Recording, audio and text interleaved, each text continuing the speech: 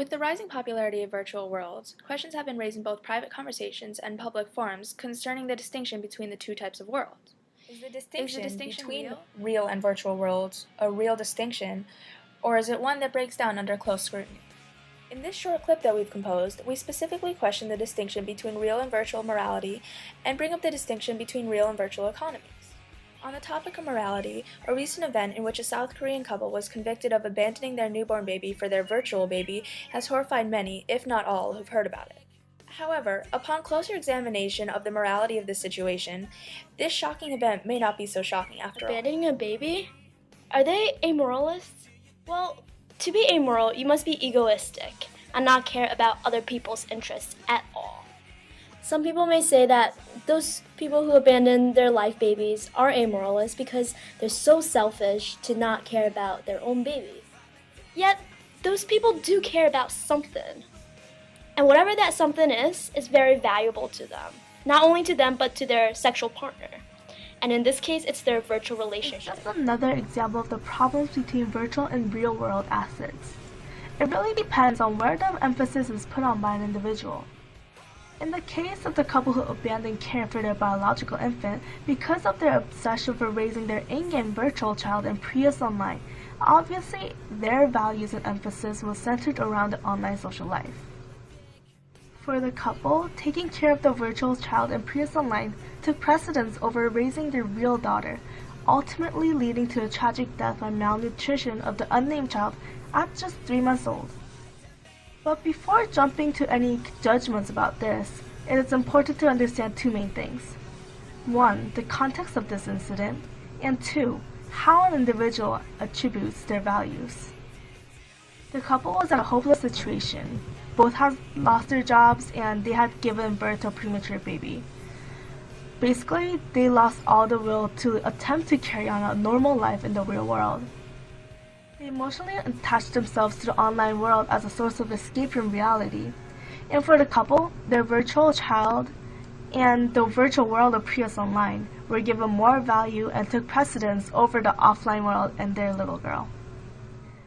A professor from South Korea's Dongguk University mentioned this to the press. It seems that taking care of their online game child have erased any sense of guilt they may have had for neglecting their own daughter. Which brings us to the point that because their emphasis on life was in the alternate world, their sense of morals and priority became based upon the virtual world itself. They would consider their virtual world as their everyday life, and naturally, things related to what they consider as their real life would be more important to them. This, of course, is an extreme example of a change in value system of an individual.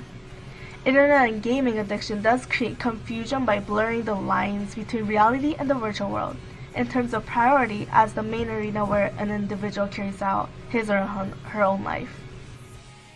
The director of a government-funded counseling center in South Korea, focused on internet addiction issues, said that it's ironic that something that was invented to make our lives better has come to make it worse in some cases. Well, it is not exactly that their lives have become worse. It is simply that for those individuals, their values change to collide with ours because they move their main lives from ours into the virtual world. So, can we morally judge the people who let their baby starve to death? Technically, in their point of view, their life and priority is in the world of Prius Online. So their baby was a virtual child that they had, and the parenting for that version of their child could not be criticized. To put it bluntly, in an example, letting their biological baby starve can be analogous to one of us neglecting our virtual baby. What we can definitely say is that this type of addiction and problems arising from between real and virtual assets are serious issues in our society today. If they choose to abandon a real baby to take care of a virtual baby, then that must mean that whatever this virtual baby is very important and means a lot. The following quote emphasizes the importance of morals within virtual worlds. I know that these babies are digital and made of prims. They are not human, but are a reflection of our humanity. If we cannot treat them with respect, we cannot treat real humans with respect. Do you see? So why would people actually take care of virtual babies? Why would they choose virtual babies over real babies? Well, on an economic approach, taking care of a virtual baby might actually have greater benefits.